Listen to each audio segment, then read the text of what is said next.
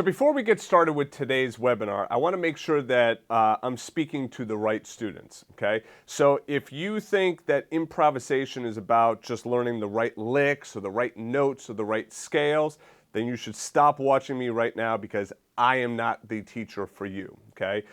Sure, there are, quote unquote, notes and whatnot. But improvisation is a much larger concept than just trying to figure out, well, what are the notes that I play? And I find that, sometimes students get a little frustrated because they're like, just show me the notes. Stop talking about it. Just show me the darn notes. And it's like, if that's where you're at, then just go to YouTube or whatnot. There's plenty of people that are going to show you licks and all that stuff. What I want to show you is the concept of improvisation and how to actually get what's inside of you out on the instrument. Because if you're just looking to play notes, well, you're just going to sound like any other player who's showing you what notes to play. All right, so let's get started. If you haven't already done so, go to pianowithwillie.com/November. Make sure you sign up for this webinar series, because then that way you get the recordings and you'll also get the jam tracks, like the jam track I'm going to be using today, and you get the sheet music and all that good stuff. Okay, so today we're going to be using the popular standard, There Will Never Be Another You, okay? So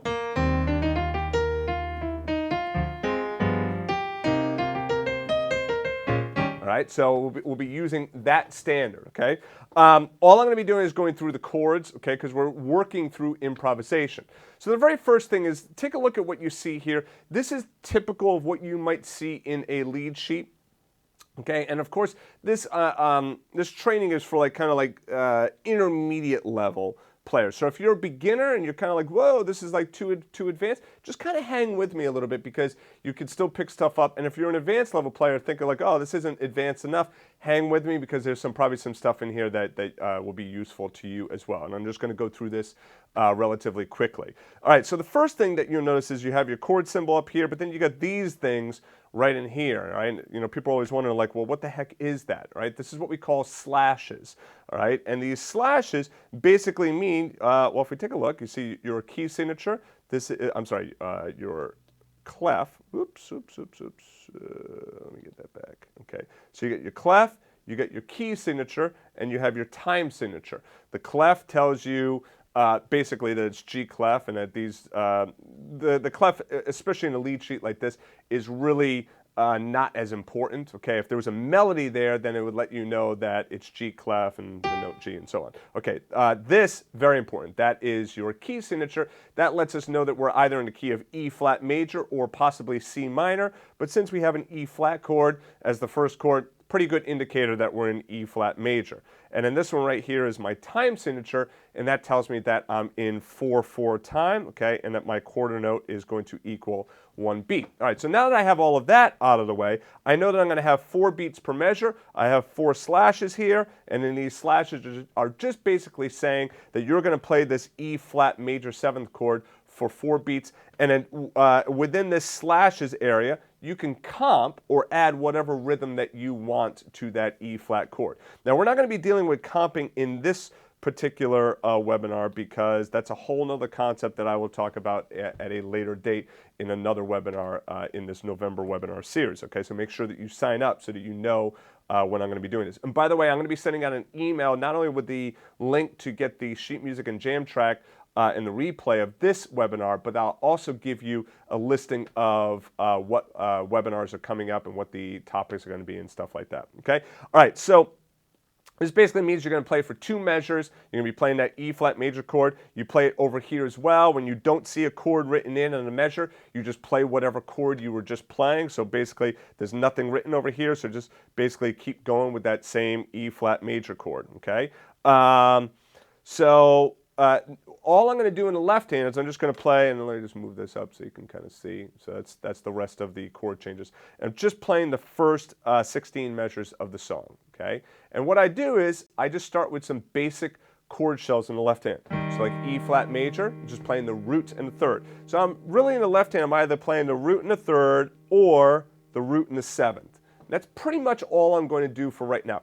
Students wonder, well, why am I just playing the root and the third of the chord? It's because I want to have an open sounding chord voicing so that my improvisation, I don't have as many notes down here that will conflict with my improvisation. For instance, if I did this or I did this, something like this, you know, to make an E flat major 7th chord and adding in the 9th there, now I have many more notes here in the left hand that could possibly conflict with my right hand improvisation notes. Whereas if I just do this, it's less conflict there, okay? Just 2 notes, all right? So there's E flat major. When I go down to D minor 7 flat 5, just play the root 3rd. When I go to G7, I can play the root 7th. Okay, C minor, I can play the root 3rd, and then I can come up to here, root 7 and root 3. Now, you're probably wondering, how do I know is it root 7 or is it root 3? Well, that's there's no real rule to that, but a good rule of thumb is if you see your hand bouncing around a lot, then it probably means that you should have done the opposite. So in other words, so if I'm on E flat, I play root 3, and I do this root 3, and I come up to play root 3. Well, why would I want to do that? Because you see how much of a chance of making a mistake there is. Especially check this out. I already have the 7th for that G. So all I got to do is come down and play that G down there, right? So that makes a lot more sense. Now, where does it make sense to go to C? Should I come up and move all these notes? Or is it a little bit easier just to kind of come in, right? So it's just visually, you can just start to watch your hand and it will visually start to logically make a little bit sense. Also listen for does that sound good? Yeah. Does that sound good? Not really. But that's okay. That's okay, right? So you want to think about, no way, right? That sounds terrible down there, okay? So you want to think about what we call lower interval limits, which is basically how far down on the instrument you could play a particular interval, which is different, of course, for every instrument. All right, so this is our basic form, okay? Let's move on now to the actual improvisation stuff. This is the meat and potatoes here, okay? All right, so now, the reason that I talked about the key and time signature and all stuff like that is that we need to know what key we're in order to improvise. And I'm going to tell you right now, okay, I will stand by this till my last breath, okay? If any student says, what is the one thing that I need to do to get better at improvisation, it is, okay, I got to go. See you guys later. No, just kidding. The one thing you need to do in order to get better at improvisation is you have to know your major scales. You have to know them inside and out. If you do not know your major scales, I can guarantee you that you will never fully be able to express yourself at your instrument and be able to freely improvise, okay? It's just not going to happen because the major scales are the most basic scale that you need to know. So if you don't already know all 12 major scales and you keep scratching your head and taking a look at YouTube videos oh, how can I get better? How can I get better? That's it, man, all right?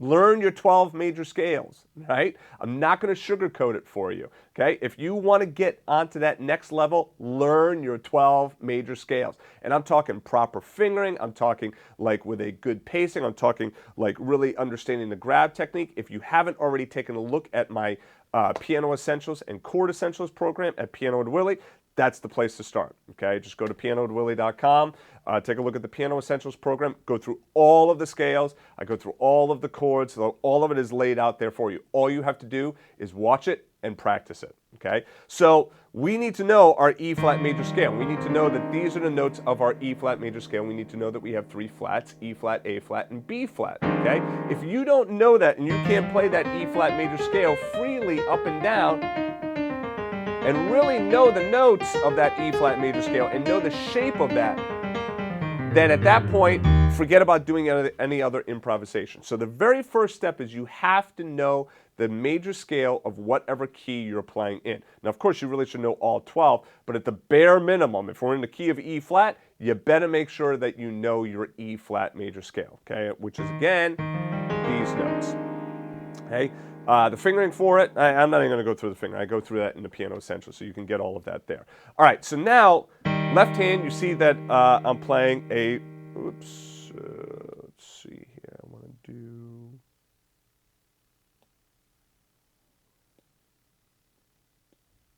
what am I looking to do? No wonder.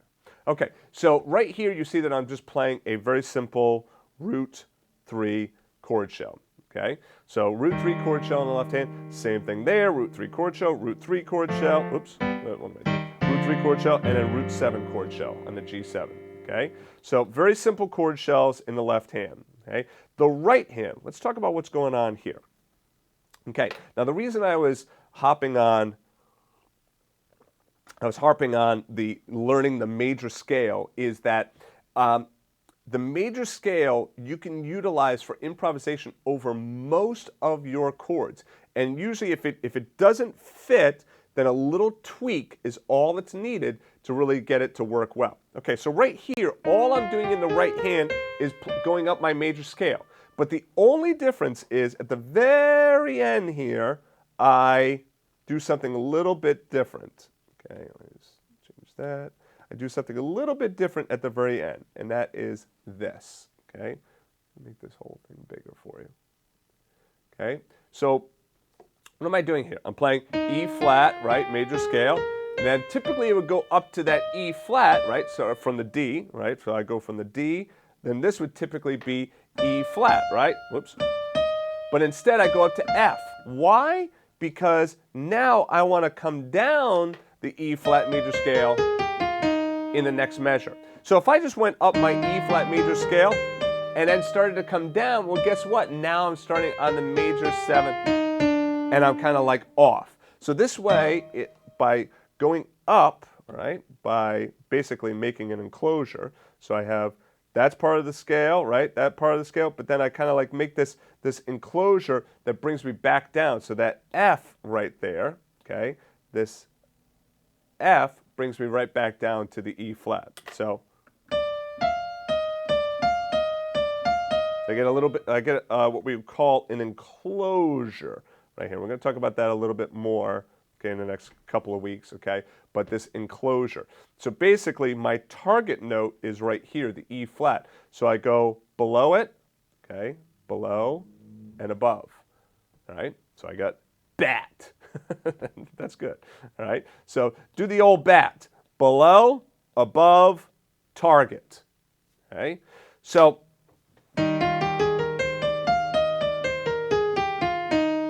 all I did was I went up the major scale and down the major scale. So now, moving on, so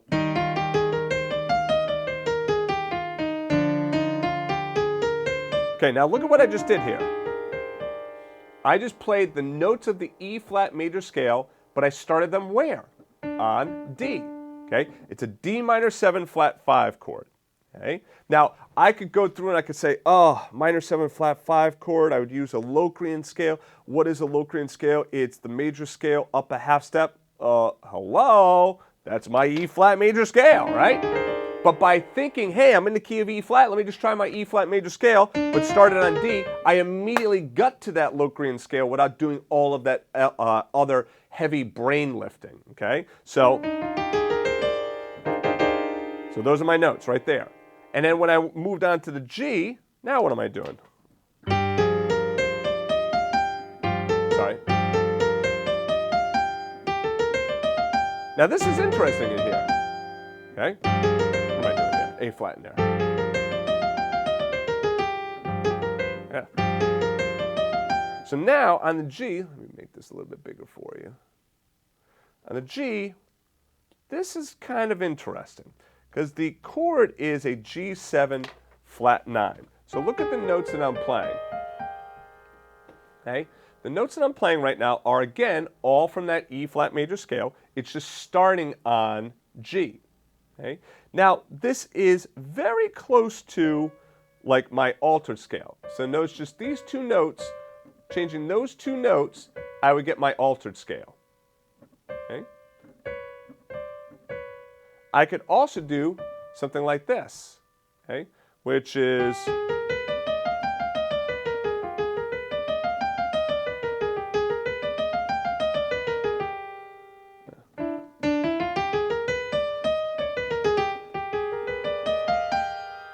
right? Another interesting scale as well, right? So anyway, here I have that E flat major scale, notes starting on G. So now what doesn't work here?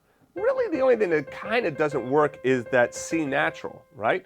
But you could still get away with that, but if it bothered you, you could play the B as well. So it's like, like crush that B in there.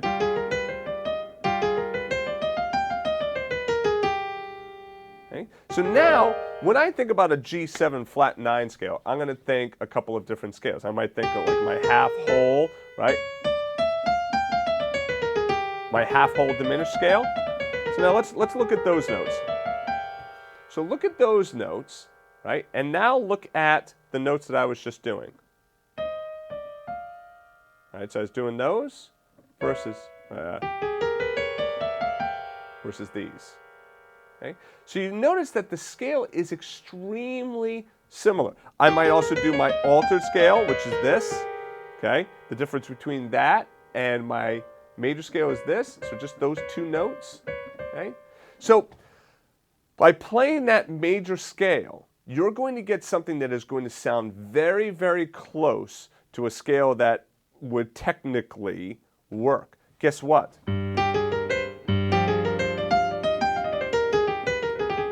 That all works. And you know, I think I might throw in that B natural in there at some point just to like kind of get that G7 sound.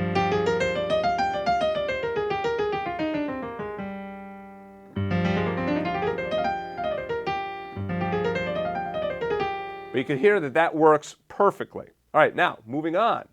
C minor 7. Again, just play that E flat major scale, going right on down, but I don't go down to the C because since I have two measures of my C minor 7 chord, I want to kind of, so I just go back up to the E flat. You might wonder, could I have gone down below to the B flat? Yes, the only reason I didn't, it's going to probably be a little bit of a fingering issue because then I had to come up and, all right, but.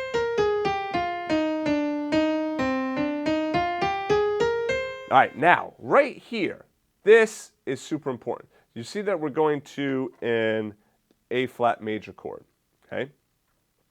So I talk about this kind of stuff with my music, my jazz piano theory students, which if you haven't checked it out, check out jazzpianotheory.com. We're talking about 2-5-1s. So this is a 2-5 going to the 1, the A flat. And anytime you can spot a 2-5-1 progression, 2-5-1 progressions are great to improvise over because all you're going to do is you're going to play the major scale of the 1 chord, okay? So right here, that's my A flat major. Now you might say, well, wait a second. This isn't 1, we're in the key of E flat. How can A flat be 1? That's the 4 chord. Right, but we think in like kind of key centers. So I'm just saying like, all right, A flat major, let's call that 1, all right? And then, oops. Then B flat is 2 and E flat is 5-7 going to 1. Again, it's just like kind of a temporary little thing in a larger picture. Okay, so the larger song, I have this temporary little key center. So I moved into the key of A flat temporarily. And look at what I'm doing. Now I'm using my, notice the difference. So here, this is no longer the E flat major scale. This is the A flat major scale starting on B flat, right? And then when I went to the E flat, there's the D flat in there, okay? So this D flat, okay, is really coming off of that A flat major scale, okay? And then right in here, then I play that. Now in here, you might say, wow, geez, shouldn't I do the A flat major scale? Well, yeah, you know, you can. But I played the D natural right in here. Okay, so this, where am I here? That D natural. I played the D natural because I could see that I'm getting back to E flat. So I want to start moving back into the key of E flat. So I brought in D natural instead. Okay? I could have played D flat as well, and that would have still kept me in that A flat sound, okay? But I decided to instead move back into E flat.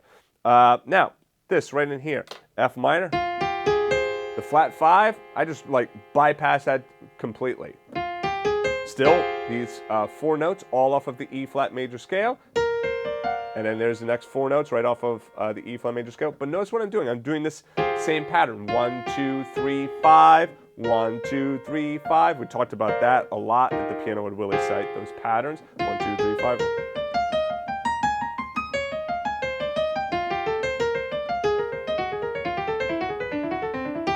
That 1, 2, 3, 5 pattern, very, very common. That's another great pattern to work on for improvisation. Okay?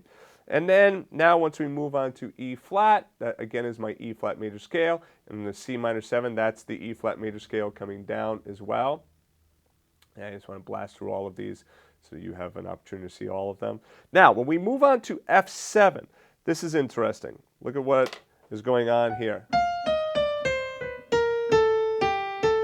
Okay, I'm going to an A natural. Why? Because I could have done the E flat major scale, right, starting on F, but what does it give me? It gives me that A flat, right, which is a F minor sound, right? So here, this is where I'm just thinking, okay, well, I know it's a dominant 7th chord, so I don't want a minor third, I want a major third. So let me just change that E flat major scale to have an A natural rather than an A flat, okay? So I'm always staying aware of what chord I'm playing and then the ramifications of playing that major scale over that chord. Oh, okay, yeah, that's not going to sound all that good.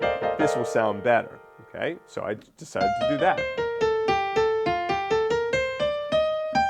Again, the BAT, below, above, and then coming to F minor.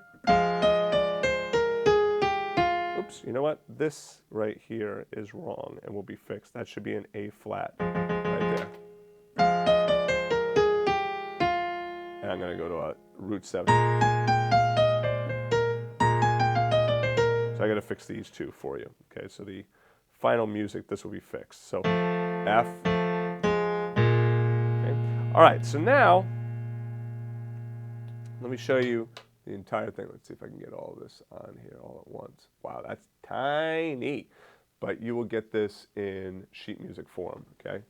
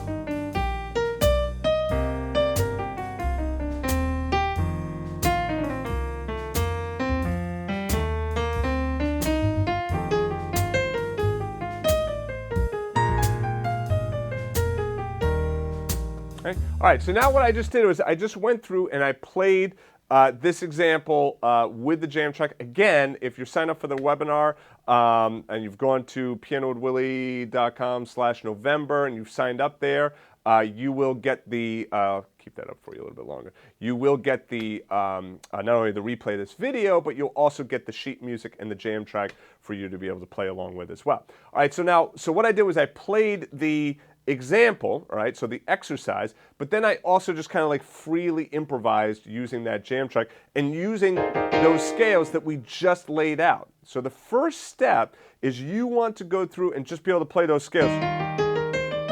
You know, be able to play those scales.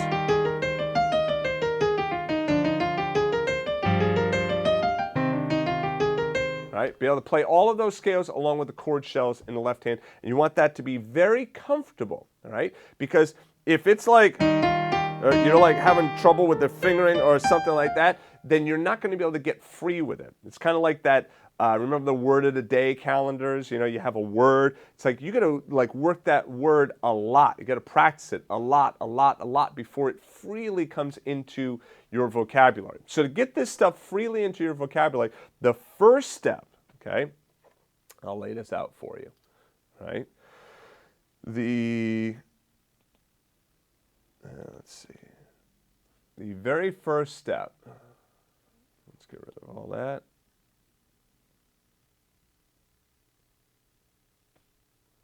Step one, you need to know your major scale, okay?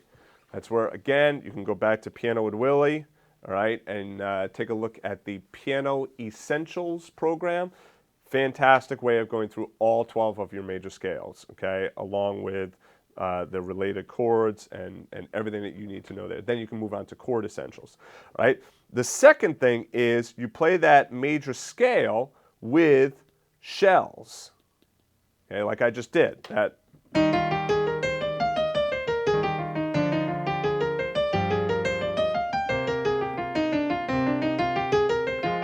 You know, like make sure that you could do that major scale along with your shells. Okay.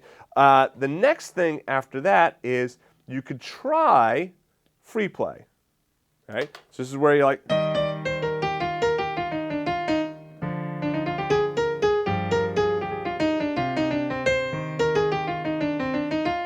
All right. So as soon as you know that the chord shows over here along with the scale in the right hand, now you can start to kind of freely improvise around that. Now, if that's still a little bit too difficult, there's another thing that you can kind of put in here, and this is where we could start to do some different patterns, all right? And I'm going to talk about some of that kind of stuff, like I said, in future webinars. So if you like this improvisation stuff, there's a couple of things that I'd like you to do. One, check your email, right? So check your email to make sure that you're getting these emails because I'm going to send this stuff to you. And like I said, in the month of November, you get all of this live for free, all right? So if you're interested in learning more about this, you want to study more with me, then make sure that you're checking your email. The second thing I'd like you to do is share it with others because I love to teach. You probably understand that I have a passion for teaching. I want to share this information. So if you think of, you know somebody that might enjoy it, go ahead and post it on Facebook. Send them back again to this link right here, that pianowithwillie.com/November, all right? And then that will get them onto this webinar as well. There is no cost at all for the webinar, right? So there's nothing that you need to purchase. So that's it. I will be sending out an email and I will be giving you the schedule of what's going to be coming up, okay? So like I said, I will have this jam track and everything as well. That's all going to get sent to you via email along with the sheet music that I was using in today's lesson. So thank you all very much. I appreciate it. Please do leave your comments as you're getting off the webinar. I'd like to know, are you enjoying what you're learning? Is there something else that you would like to learn? Is there, something that I haven't covered that you would still like to work on? So please let me know, and I will see you in the next webinar. All right, take care, guys.